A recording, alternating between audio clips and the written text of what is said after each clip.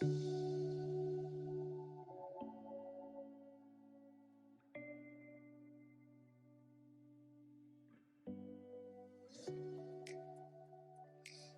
everybody, welcome back to week 7. Let's do it. 777. Wow, I mean, we are getting old as a show, right? We got to keep the magic alive soon. We're gonna be, we're gonna. I busted in with my "Let's do it" married couple here. Let's do it. Yeah. It was in honor of Tone Loc. Honor of Tone Loc. Yes, we got a chance to go this last Sunday to We Love the '90s concert. Yes, Tone Loc, yes, I did. Young love MC, it the next morning. Rob I was Bass. tired. All for One and Vanilla Ice. Vanilla Ice. That's right, Ice, baby. It was pretty legit. It was fun. Legit. It was super fun. Too legit to quit, maybe. Well, somebody did dress up like MC Hammer, but that's a whole different story. We won't even begin to talk about the. You really would have loved the. I think they thought it was an outfit, but it was really more of like a costume. People thought they were outfits. I don't know. I think everybody. They were definitely costumes. Yeah, it was fun. Yeah, a lot of cool music and very nostalgic for sure. Music I grew up listening to. It's kind of when I loved rap. Didn't kind of lost my love for it over the years, but I grew up in the late '80s, '90s listening to that kind of stuff. So it was a lot of fun to reminisce, to go back, relive, to go way back. Junior high school, like that kind of. Yeah, it was super fun. So I have the '90s. Yeah, it was. Okay. I have a question for you today. We're gonna start off with a random question. Okay. I mean, I know we're gonna dive into our wrap up of the church hurt thing and what that looks like, but do you want me to save my question for after? Should we lighten it up first? I feel like it would be pretty entertaining, if anything, because I want to know. Let's lighten the mood. What cartoon character would you proudly wear on your underwear? Wow, I've never been asked that. I figured it's not something I've ever asked either. So. I've church camps and been on dates before and all that kind of stuff. No one ever asked me that. I mean, were you ever asked that on a first date or nope, no? Sure wasn't. Sure wasn't. Cartoon character you'd proudly sport on your underwear? Wow. I'm going to have to go all the way back to the 80s and say Thundercats. Oh. That was my favorite. That was my favorite cartoon. I still have a t-shirt with a big red cat on the front. And you do? Yeah, I even tried to watch it on Hulu probably last year. Even during COVID, I remember when we were at home a lot, I decided, man, I'm gonna watch this again. I haven't seen this cartoon since I was a kid. And it was very cheesy. I mean, it wasn't, I don't want to say it was cheesy because it was good graphics. It was, good animation for the time. And the storylines were pretty good. And it was good. It was good. And it was very nostalgic. I keep saying that word nostalgic, but it just really was. It's like, man, I can remember coming home after school. A lot of times, Danielle and I, my sister, our great grandma would watch us. And I just sit down in front of the TV, and it had, of course, where we were at, we had 4 channels, NBC, CBS, I guess Fox at the time, and ABC. Is that right? All the primetime channels. That's all we had. And I would turn it on after school, and Thundercats was on, and it was cool. Lion-O and the Sword of Omens, and Chitara and Panthra and Tigra and Snarf. Yeah, good stuff. So I would proudly sport Thundercats on my chones for sure. There you go. What about you? The Smurfs. Definitely the Smurfs. Yep. I just remember watching that growing up, watching the Smurfs nonstop with my sister. So with Amy and I, that was like a go-to for us. I mean, the Smurfs or the Care Bears or, Rainbow Bright. Those were all kinds of things. My sister actually dressed up as Rainbow Bright for Halloween. I dressed up as a Smurf. Remember that? Oh, Lord. I almost feel like, down below, maybe I'll post that picture. Not in the comments, no. It'll be terrifying. That's back when Matt had the body to pull it off. Yeah. Back in college, I did paint your Matt would be Tubby. All of you. Matt would be Tubby Smurf today. Yeah. Tubby Papa Smurf today, for sure. All right, so let's just move on past that. There you go. Let's transition. There you go. All right. Okay, well, so, how do you walk out of that one? From underwear to church hurt? Because I don't know. I guess it stinks. I can't. Is that a good? I can't. Is that a good comparison? Just like dirty underwear, it can stink. Does that work? No? Okay. Let's just move on. Trying to be a little poetic here. All right. Anyways. So we'll get serious. So last week we tied up, or what it looked like with us retrusting church. Because when we've been hurt by church, we've been hurt by people, that we tend to carry that place to place, church to church, relationship to relationship as well, leadership to leadership as well. So how does that, again, how does that play out? Kind of what we want to talk about today as we wrap up this idea of church hurt and what it looks like. I think first and foremost, we kind of have to have a solid grasp. When we say church, a lot of times our minds, and I think as human beings, but also us in the Western church and as Americans, our idea of church is what? It's the four walls, right? Definitely. It's the lights, it's the stage, it's the worship, steeple. it's the Here's steeple. church, Yeah. Okay, sorry. Yeah. Open it up, look at all the people. Gotcha. That's our idea of church. Our church, a lot of times in the human mind, especially in the 21st century today, again, is what it looks like inside the four walls. And again, with all the components that make that up, the music, the sermon, the outreach, the Sunday school, the classes, the youth, all the things that are part of a church today. We first and foremost, I think, as human beings, as Christians, as Christ followers, when we say, I'm going to be a Christ follower, then we have to truly understand, I believe, what the church is. So where do you think that most common misconception comes in with people? And what and how? Where do I think it comes from? Yeah. Well, I mean, I think that the church has always been an institution of a building. That's what people have always understood church as. Mm-hmm.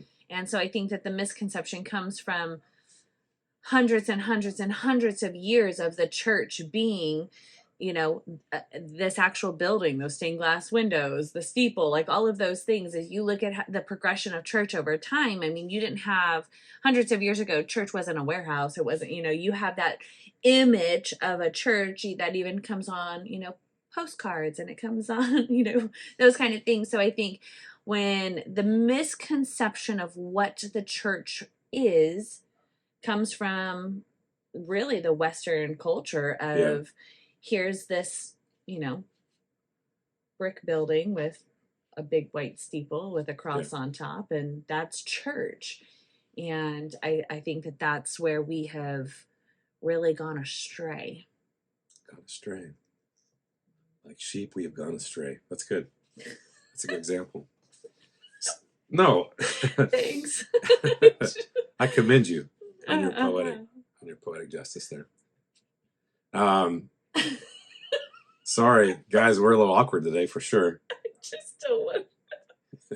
Are we gonna have to edit this part out? Maybe we just need to start over. We're fine. We're fine. Promise. Anyways, we'll edit it out. We'll play that.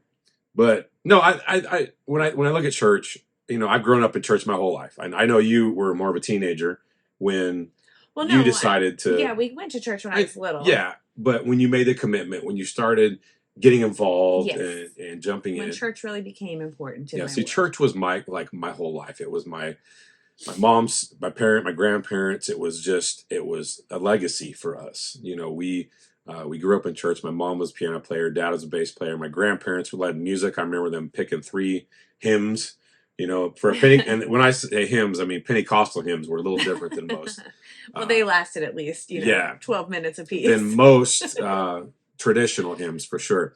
So it was just ingrained to me to think church was this place I went every Sunday, and it was a place I went on Wednesday nights when I got old enough to be able to go to youth as a teenager, and revivals and Friday night events and all this kind of stuff. Anytime the church doors were open, we'd be there. I'd be there, and my sister as well. So I think a long time after that, I had to really get a healthy understanding that it's so much bigger and broader than my human understanding of what, my church growing up, New Hope Temple looked like, all the way to First Assembly of God across town, or Calvary Temple across town as well, or First Baptist Church in Taft. All these different churches that we knew of, it was so much bigger than that. Because when we said church, and as I started to get older, and I started to grasp the understanding of that, was that all those churches, as all the different names we had for our buildings and different names we had for our congregations, we were all part of one body. You know, and that's where that whole new understanding for me had to come in, and that even as I got into college, and even as my mind just started to, you know, get bigger with all this great knowledge and stuff and everything as I got older, was that, you know, all of us that say we are part of the church, you know, a church, meant we were part of New Hope Temple, we were part of New Life Center, we were part of these churches that we grew up in. But when we said I'm part of the church, it changed that. Yeah. The church was the body of believers. Everyone who says, I'm a Christ follower, I want to be a Christ follower, I want to be like Jesus, we all became part of a giant family, the church, which was worldwide and not inside the four walls, not inside this, the brick and mortar of a church, but it was just a giant family, is what I came to understand it. And what I still believe today is that we are all part of the family of God. Mm-hmm. So I think how that relates to church hurt a lot of times today too is how sometimes we're so quick to write off a church because we're upset, we're mad. I don't want to be a part of it anymore. I don't want to be a part of the church anymore, and not realizing that that's one little tiny speck in the whole family, in the whole universal church of Jesus Christ, of God. And so, so tying that into the idea of moving on from church hurts and what that looks like, that's a healthy understanding, I believe. I think for any of us that said, you know, last week we talked about all these different ways we can heal and we can start retrusting the church. That's one thing I don't think we even talked about, but something that we all do need to properly understand is that the church isn't the walls. The church isn't the music. The church isn't the stage. It's not the lights. It's not the seats, the AC, the floor, the parking lot, all that stuff. The church is that amazing family in Africa. It's that amazing family in Australia, the amazing family in China, the ones hiding out in buildings, you know, just trying to read a Bible together because of fear of death. I mean, that is the church. Mm-hmm. And that is who we are. That's who we became when we said, I want to be like Jesus. Mm-hmm. So, yeah. Yeah, no, I agree. And I think so often we quickly associate the church with a building down the street. And that is either A, it leaves, you know, a good feeling in our minds, or B, it's the worst feeling. And we immediately connect the church on that spectrum, and it's caused so much hurt and pain in general. When you hear about something horrific that's happened in a church, on, you know, social media or on the news or any of those things, you immediately connect that to all churches are bad. If that church did that, therefore all churches are bad. And I think that is something that's really that we need to just wrap our heads around, is the fact that the church is not the four walls. The church is a body of believers who say, hey, I believe in Jesus.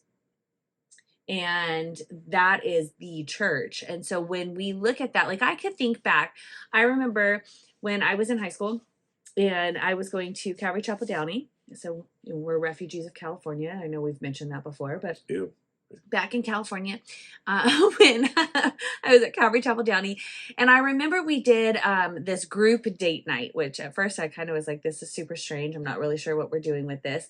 And we had a couple other Calvaries that joined us together, and we went to Santa Monica Beach. Shout out to the beach. I'd rather be in the beach than the mountains. I know. You're opposite of me. But so we all went to the beach and we did a time of worship. And I just remember this being a really, like, at first I thought this was really strange. Like, why are we meeting up with people we don't even know? This is super just out of, you know, a comfort zone on that end.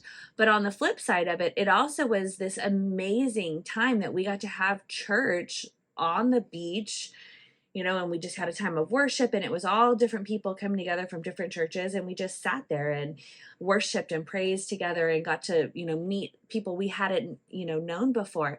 And it was just such a special time. And I just remember that being so powerful and so fun. Mm. So I think that we got outside of our four walls of, our building, and we stepped away from that, and all of these other churches did the same thing, and we all came together, and it was just a really neat time. And so I think that that's where real healing comes, is when we realize that the four walls that we have so easily painted as the church, when we break that down and realize that that has nothing to do with it, we can see the beauty in those relationships and in the purpose behind the church and the entire intention of why going to church is important. And that's where we get those relationships, and we get that growth, and we get to have, we find joy in the church instead of hurt. Yeah. And I think it's us realizing that so often over time we have heightened the local church over the universal church. Local church, the building, over the church of who we are as a family of God, as people who across the world, across the nation, north, south, east, west, who all say we are Christ followers. Mm-hmm. And so that's a healthy understanding in healing from church hurt is a true understanding that the local church doesn't define who we are as Christians. It is the church. Absolutely. It is the church of God, the church of Jesus Christ that has no boundaries, that has no borders, that has no anything. It is our families in Africa, like I said a moment ago, Australia, Asia, everywhere. If anybody lives in Antarctica, them too, right? It's really cold, but that same kind of process there as well. And I think too, what's scary today too, and again, because growing up, we are in our, we're in our 40s. We're not going to say how far, or that we are in our 40s. Well, you are older than me, so I am. It's all good. But also too, the representation of God in Christ, and I know we didn't talk about this earlier.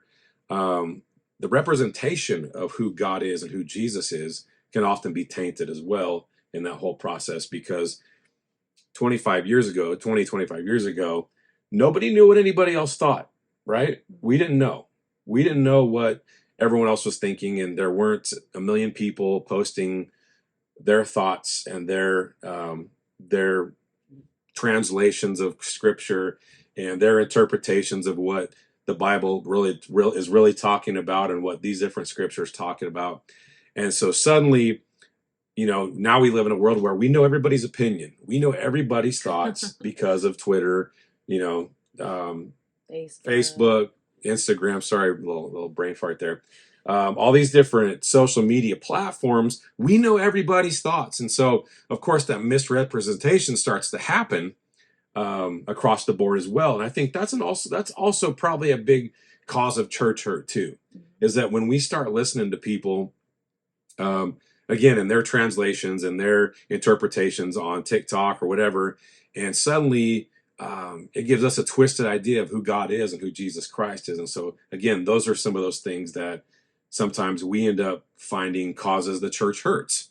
And yeah, I agree. And I was looking up on my phone here just because I knew David Platt had made a statement that would be very, very relevant to this. So David Platt, if you aren't familiar, wrote a book called Radical: Taking Back Your Faith from the American Dream.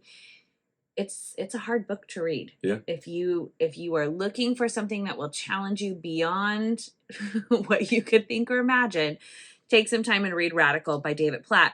Now, in it, he says, I could not help but think that somewhere along the way, we had missed what was radical about our faith and replaced it with what was comfortable.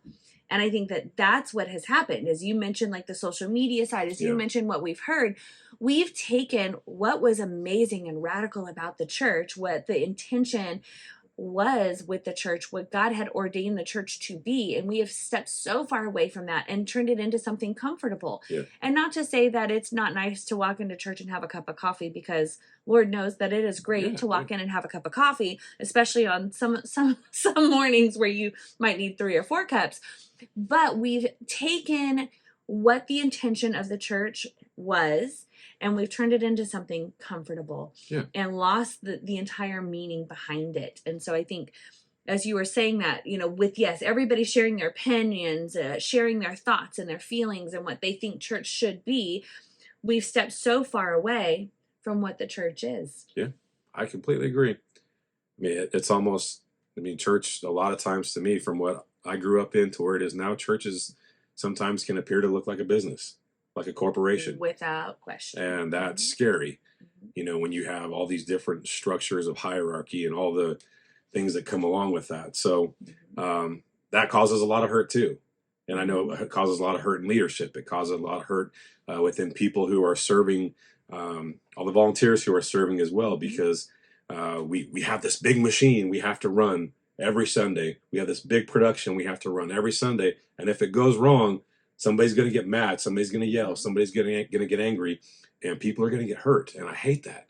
I just, as a human being, but more than anything, as a Christian, someone who's struggling every day just to be a better Christ follower, I hate that. I hate that those are the things that cause people to turn away. That the church, the local church, I should say, that representation of the grand church in general is what's pushing people away from the church. Because it's turned into such a machine anymore at this point, instead of just something that is all about healing, that's all about grace, it's all about getting the gospel of Jesus Christ out to people who haven't heard. And so along the lines of that process, people are getting hurt. Absolutely. And I hate it. Yeah. And we've replaced the radical with the, all of the things that cause confusion too. I think when we bring other people's opinions into how a church should run, we lose sight of what God has ordained it to be. And then therefore we also cause confusion. So we bring in hurt and we bring in confusion, and it makes it real easy to walk away. Very easy to walk away when you are seeing either people you love be hurt by the church, when you are seeing things that just don't line up with scripture, when you are seeing things there's this huge production when and it becomes where it's hurtful and it's chaotic, and you're seeing these things instead of just realizing the simplicity of what the church was designed to be, causes hurt and confusion. It's happened in our life. So. Yeah, absolutely. That's why we're talking about it. Yeah. That's why we have 3 weeks straight of what church hurt can look like and how it can play out into leadership, into people who are in leadership, who have been anywhere from youth pastors to music pastors to senior pastors to all kinds of volunteer. Everything in between. There's so much, for sure. And that hurt falls on everybody. Absolutely. It easily falls on everybody. And I hate to see it. I literally loathe seeing the way church hurts people today, because it shouldn't be that place. Church is a place of hope. Church is a place of refuge. It's a place of finding out who God's created you to be. It's discovering your gifts. It's finding healing in your marriage, finding healing in your kids. It's finding healing in your addictions, in your struggles, all these different things. And man, when we break that, when we miss that mark, that just breaks my heart. And as much as it breaks mine, we literally can't grasp how much it's got to be breaking the heart of God when God said, this is how I want it to look like. I've written it in my word. I've written it in the Bible. I told Paul all about it. He wrote it down. It's right here. It's going to be beautiful. It's going to be this great thing, but we've strayed so far. And I think that just breaks God's heart, to be honest. And so again, we end up with this byproduct of church hurt, people getting hurt because the church, the place they came to for the hope, the place they came to for the to discover their gifts, to serve people, suddenly is not what it was ever supposed to be. And so, yeah, so that was not on script today, which we don't have script, but we, before we start talking about our shows, we're like, what do you want to talk about today? Let's do this. Let's do this. Okay, cool. Here we go. We push start and boom. But this is one thing. It is very, very much not scripted. Yeah, absolutely. And I think that's one of the best parts I love about this show is that we're not tied to a script. We're not tied to a map of everything we have to talk about. Yeah. And so sometimes we can talk about the things that make us emotional. And as you can tell, this is one thing for me as a pastor, and I know from my wife as well, who's been by my side, the entire time of my ministry. These are the things that break our hearts. Yeah. These are the things we struggle with, and we don't, and that we don't believe the church was ever created to be. Yeah. And we'd love to see it just, be what it was created to be and doing what it was supposed to do. So anyways, so let's move on. I know we had a few things we did want to talk about when in wrapping up this whole 3-week idea on church hurt and what it looks like. So as we wrap it up this week, again, we talked about retrusting last week. Again, today we're kind of hitting on a few other ideas and a few other thoughts that we've had since last week. But one thing we didn't talk about last week was ownership of the hurt. Mm-hmm. Because first and foremost, I think when we are hurt by a church, part of that process in moving forward, and I'm not saying about trusting the church, I'm saying about us moving forward as Christ followers, us deciding, I still want to be this, I still want to do this, I still want to be a Christ follower, is us owning who we are. It's us owning our mistakes, us owning everything that, the mistakes that we might have made that got us to that place where we ended up being hurt or something like that. So what does that look like to you? I mean, when I would say to you, like, we've been hurt so many times by churches, we've been hurt in different ways by different churches, but how does it look like to you when I say, maybe you need to own a little something in you? What is it in you that might have caused this, or that might have led us to take the steps to a place where we are being hurt? All right. Tough on the spot question. I know you like to ask me these really intense questions. That's right. It's real and honest. You don't get a chance to research it and pull in all different articles. No, and if you're watching the video, you saw my face in that way. That's right. Like, ooh, we're okay. Yeah, so, I want your real, honest, raw answer here. It is one of the harder things is owning your mistakes. And I think that as you sit back and, when you're in the middle of something, it obviously would be harder to possibly look on the outside and see, man, I really screwed up here. I really made a mistake. And I think that through that, you have to be willing to look inside. And I've had to do that countless times.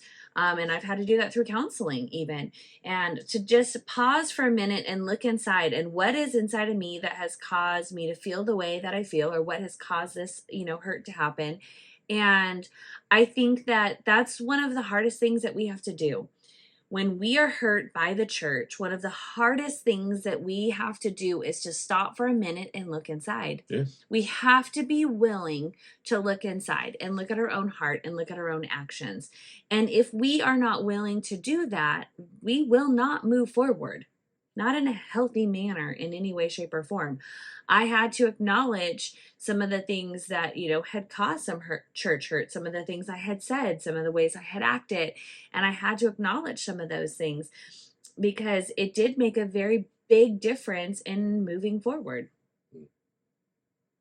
It's not fun. Oh, no. Heck no. I think because as human beings, and that biblical word, the flesh, a lot of the times it's like, I'm the victim. I'm the one who was hurt here. I'm the victim. They hurt me. So this is on them, and they need to decide how to fix it. Mm-hmm. And if they don't, I'm out. I'm gone. And I've carried that victim mentality from place to place as well. And I think that's one thing, as we're discussing this too, is one thing we have to own, and one thing we have to look in the mirror and check our hearts on is, are we running place to place with a victim mentality? Because the victim mentality, like we talked about last week, brings us into the newest place, the newest church, with our guard up. Mm-hmm. Right? We're bringing all that hurt. We're waiting for it. We're waiting for the moment when that guy, that deacon, that elder, that pastor, that somebody is going to get in our face and hurt us. We're just putting it out there. We're waiting for it to happen. And so we're just looking for that chance to fight, or we're looking for that opportunity to say, I don't like this church either. I'm out of here. Let's find somewhere else. These people. And I'm trying to sensitively say this enough that I've seen it happen in my family, not you and I, but just as my parents, my stepdad, my parents that have been involved in ministry for a long time. When those church hurts have happened, I know it's been carried church to church. That victim mentality, like, well, I got hurt, and so I'm out of here, and I'm taking it to the newest place. I'm taking it to the next church here, and as soon as anybody says one little thing, it's just going to spark a fire. And so that's something for me that I know I've also had to really take a look at myself in the mirror and examine for sure.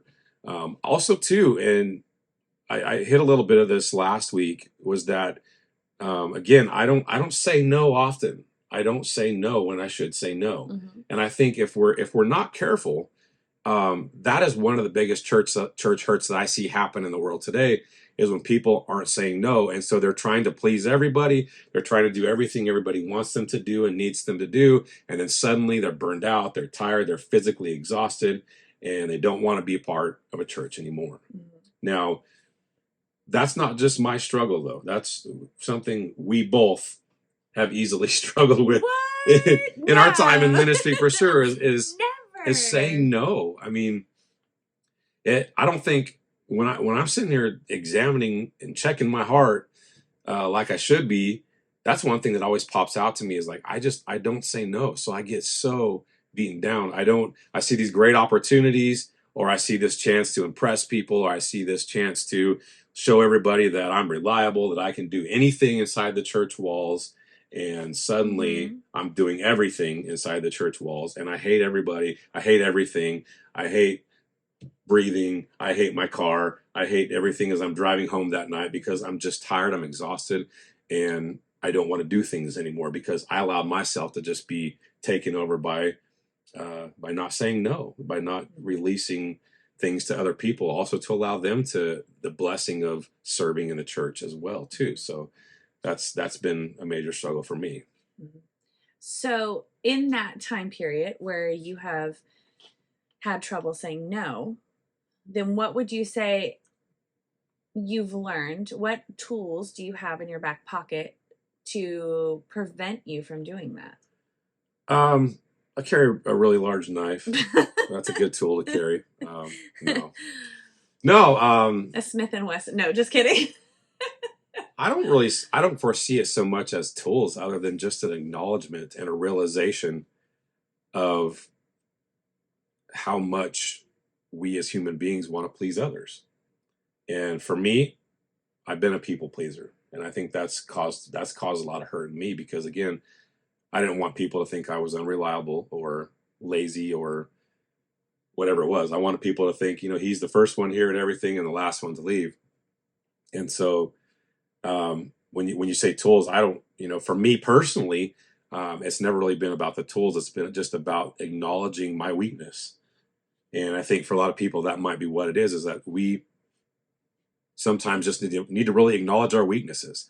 And our weaknesses may be that we don't say no. Our weaknesses may be that we get triggered by confrontation. Our weaknesses may be that we like to be in charge. I like to be the one telling everybody what to do, because I feel like I'm empowered. So we might have all these weaknesses about us as human beings that sometimes trigger that church hurt that happens. And I mean, I've been on worship teams, I've been on men's teams, I've been on all kinds of teams growing up, youth teams, and all different leaderships, staff leaderships at churches. And I've seen everyone from the super humble, like, yeah, whatever you need, however I can help you do that, let me know. I'll be there for you. All the way to the other side where it's like, don't cross her or him, because they like to fight. They like confrontation. They love to argue. So there's that. And that's a different mentality too. So you have to acknowledge your weakness. You have to acknowledge that my weakness sometimes might be the thing that's helping me put up that wall when I'm serving in a church. My weakness of not saying no, my weakness of avoiding confrontation, my weakness of I don't like being told what to do. So that's my toolbox, maybe. Yeah. My toolbox of weakness acknowledging. Well, by craftsmen.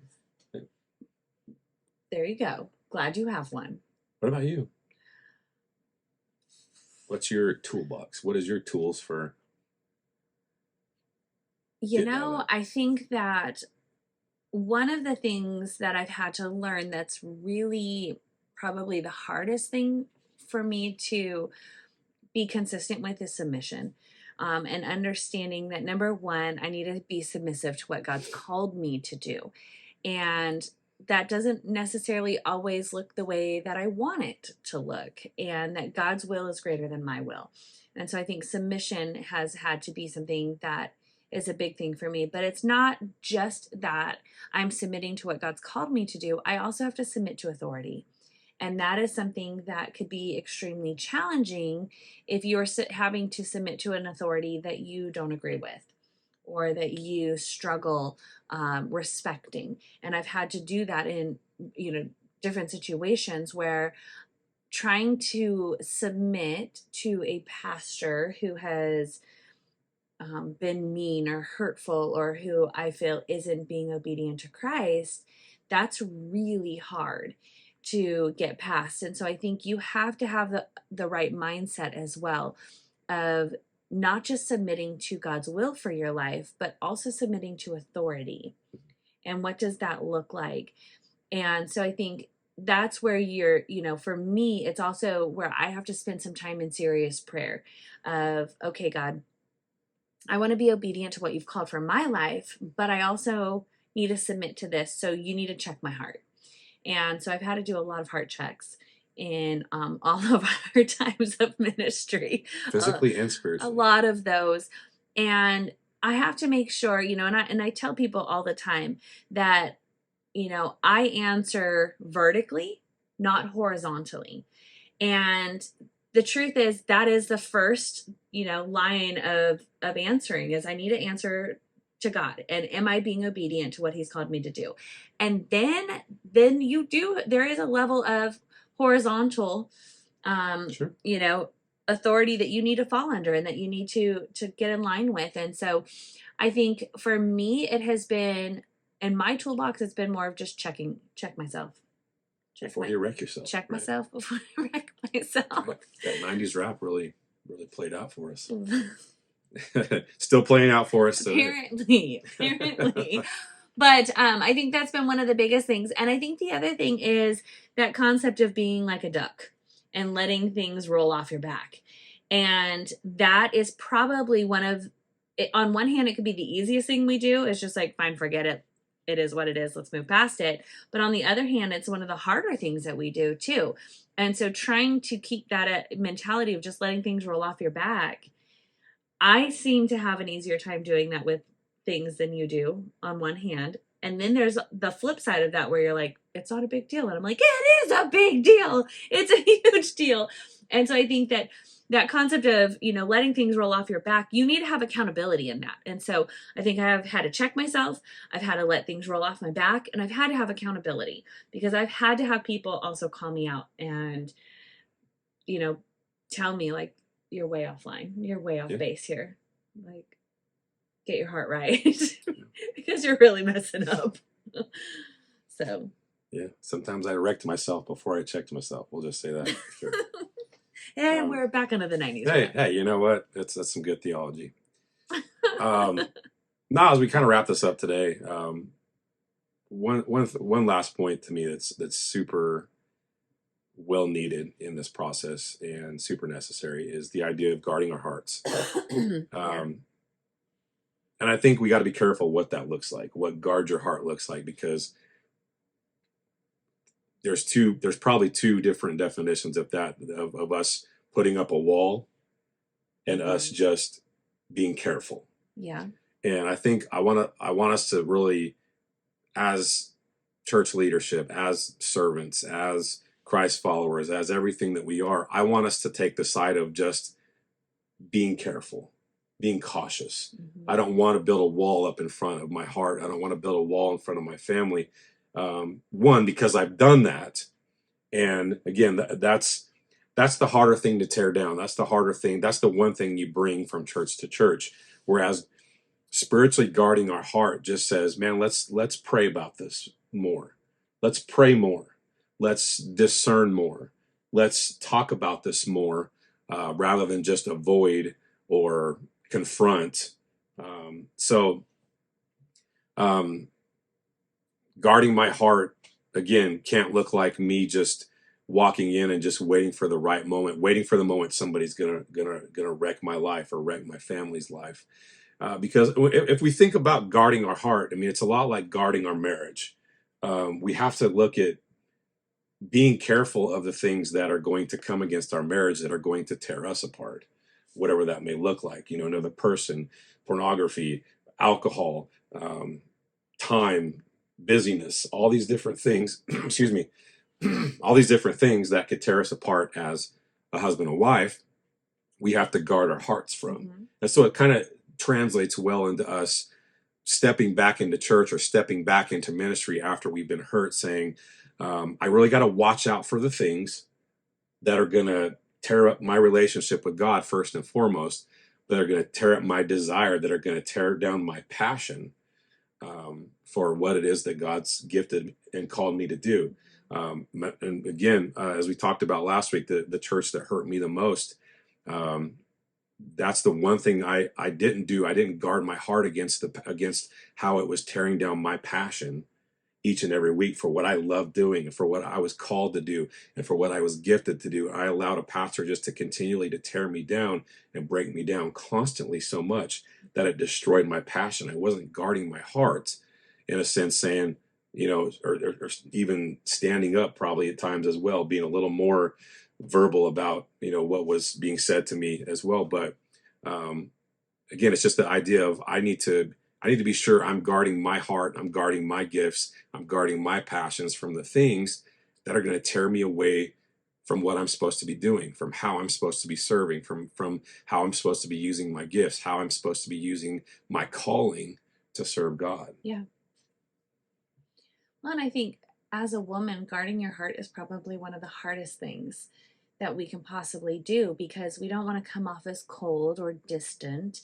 And so, you know, you tend to just, we jump in with our heart more than anything. And it's really hard to guard your heart in a manner that still allows you to be open and receptive and generous and obedient to what God's called. And that's one of the hardest things that I feel I've had to do in ministry, as I've had to try to protect my heart.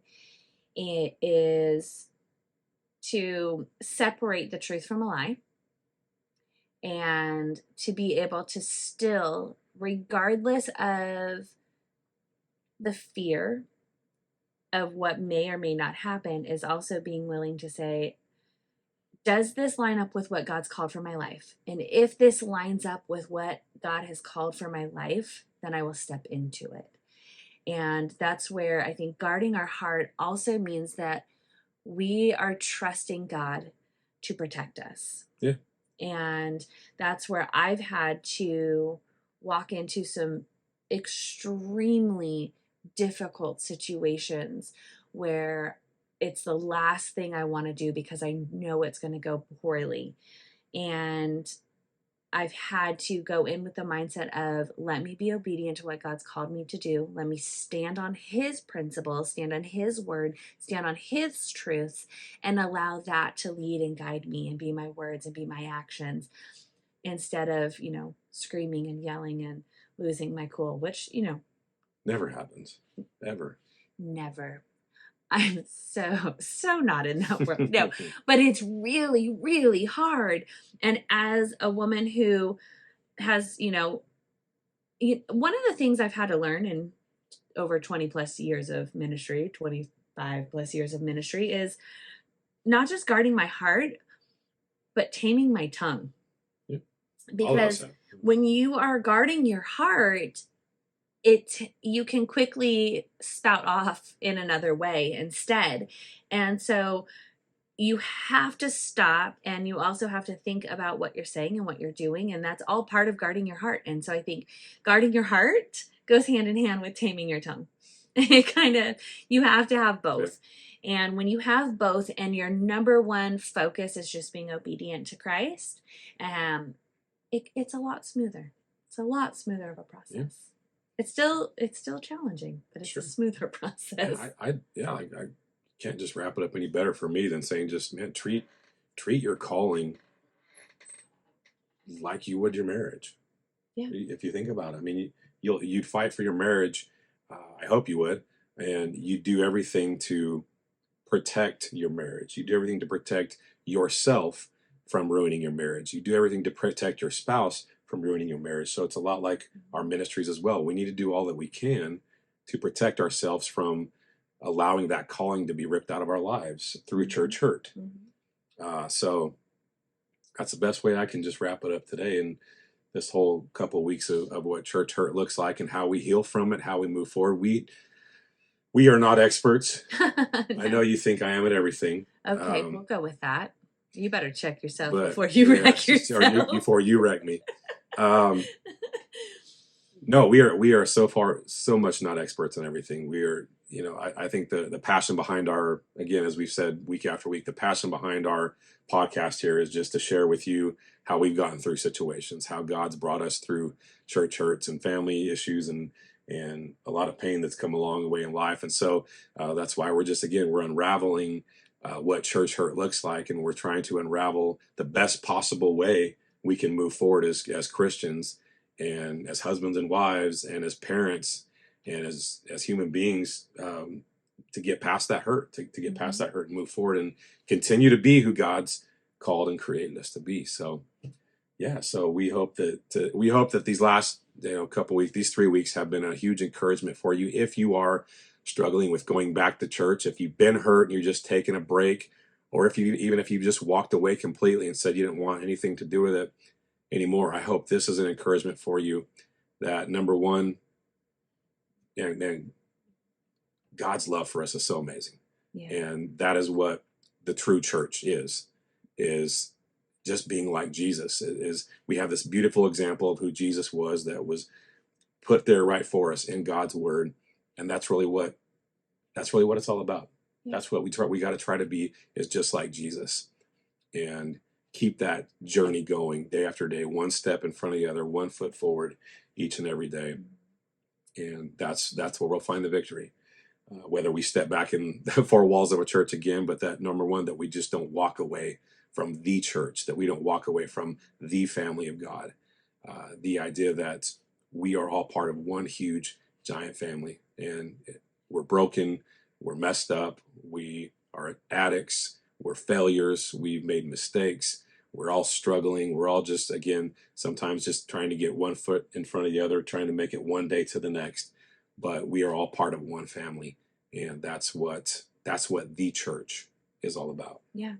And I think too, let's get back to, as David Platt, like that radical side of the church, the exciting side of the church. What the church was intended to be is, if we get that as our focus, and that's what we are striving for, and that's what we're trying to create when we get together inside of the four walls, and our focus is being, consistent and in line with the Word of God, what a different place the church would be. Yeah. We step away from the comfortable, when we begin to get uncomfortable, because we're getting into what it was designed to be, to really help the hurting, to really love the broken, and to truly impact people for Jesus. That's where we're going to see change. And that's where those four walls fall down, and it becomes a place you want to be, and not a place that you're terrified of being. That's right. So let's get radical. Let's do it. Let's get radical. Back in the 90s. Back in the 90s. Taking it back to the 90s. Well, Unraveled with Matt and Lisa. Thank you guys again for joining us this week number 7. We love you guys so much. And it is our joy to walk this journey of life with you. So thank you for partnering with us. Thank you for putting your arms around us and helping us make it through life. And that's our goal too, is to do the same back to you. So you guys have an awesome week. And we will see you back here next week for week 8. Take care. We'll talk to you guys soon. God bless. Bye.